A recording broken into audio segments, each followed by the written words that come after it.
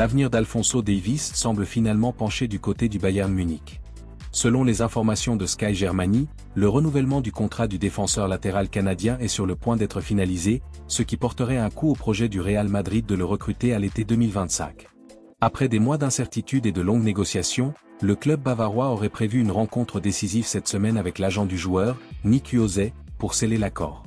Si tout se passe comme prévu, le Bayern Munich pourra s'attacher les services de l'un de ses plus grands talents avec un contrat comprenant un salaire annuel de 15 millions d'euros bruts, plus une prime de renouvellement du même montant.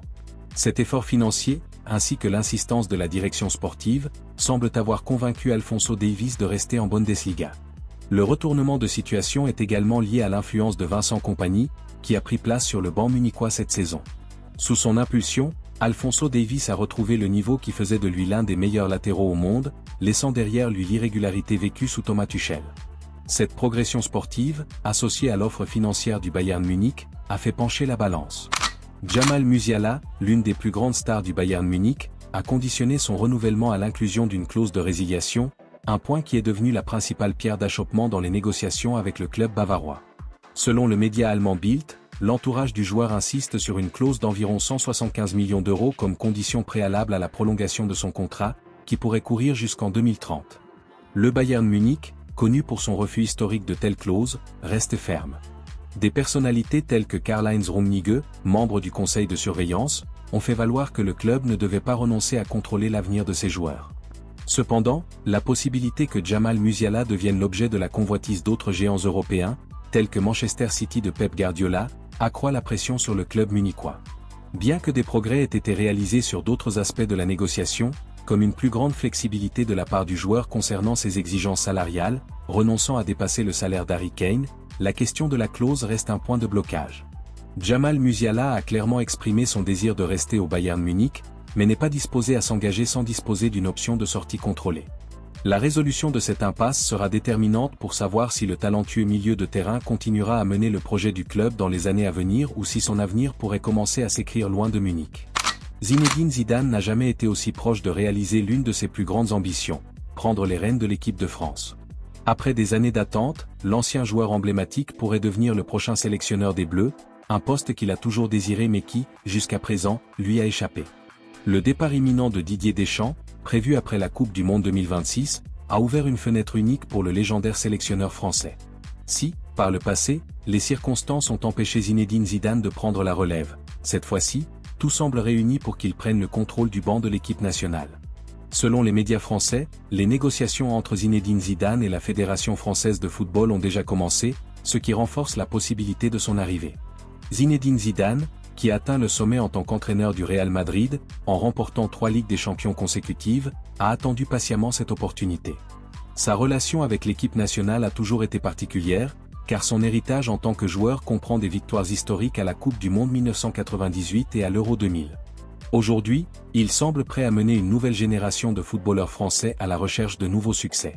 Si les négociations se déroulent comme prévu, 2026 marquera le début d'une nouvelle ère pour les Bleus. L'avenir de Nico Williams semble se diriger vers la Premier League.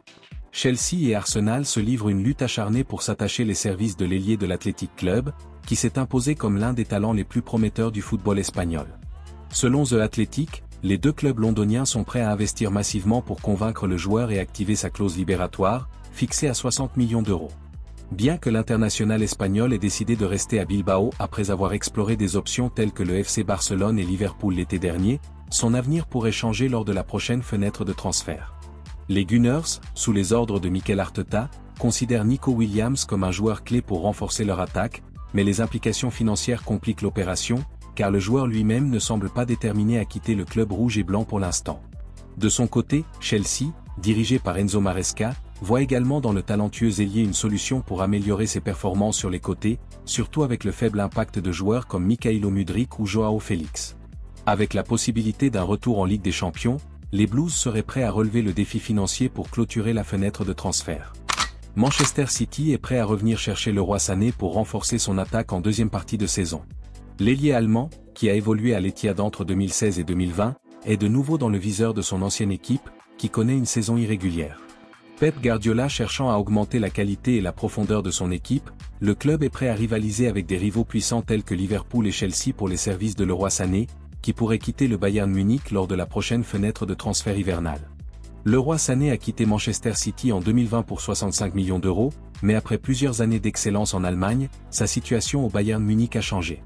Malgré sa contribution au succès du club bavarois, le joueur de 28 ans a perdu de son importance sous la houlette de Vincent Kompany, ne débutant que 7 de ses 17 matchs de Bundesliga et de Ligue des Champions cette saison. Son contrat expirant en juin, Leroy Sané se trouve dans une position privilégiée pour négocier son avenir, et son nom a suscité l'intérêt de plusieurs clubs de Premier League. Si un retour de Leroy Sané à l'Etihad serait une surprise, la possibilité d'un retour de l'ailier allemand en Premier League se rapproche de plus en plus. Ederson, le défenseur central brésilien de l'Atalanta, a attiré l'attention du Real Madrid, qui voit en lui une opportunité de renforcer son arrière-garde pour l'été prochain. Le Carioca, joueur clé de la formation bergamasque, s'est fait une place de choix sur la scène internationale et son profil technique et physique semble correspondre parfaitement aux besoins du Real Madrid.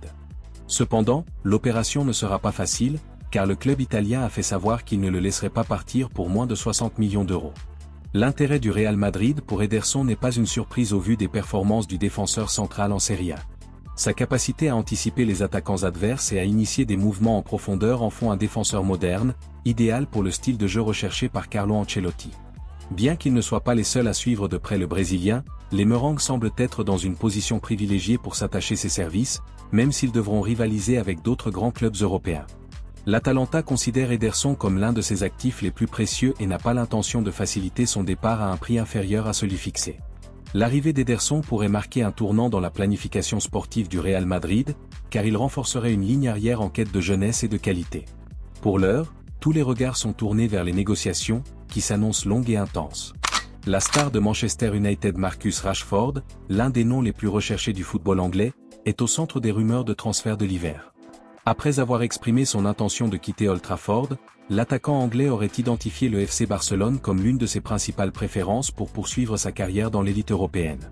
Ce désir se heurte toutefois aux difficultés financières actuelles du club catalan.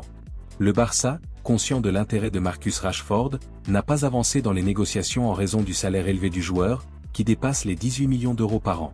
Bien que le club ait retrouvé une certaine stabilité financière grâce au retour de la règle du 1-1, faire face à un salaire aussi élevé reste un obstacle considérable. Cependant, si Manchester United accepte un prêt avec option d'achat et contribue à couvrir une partie du salaire du joueur, la donne pourrait changer.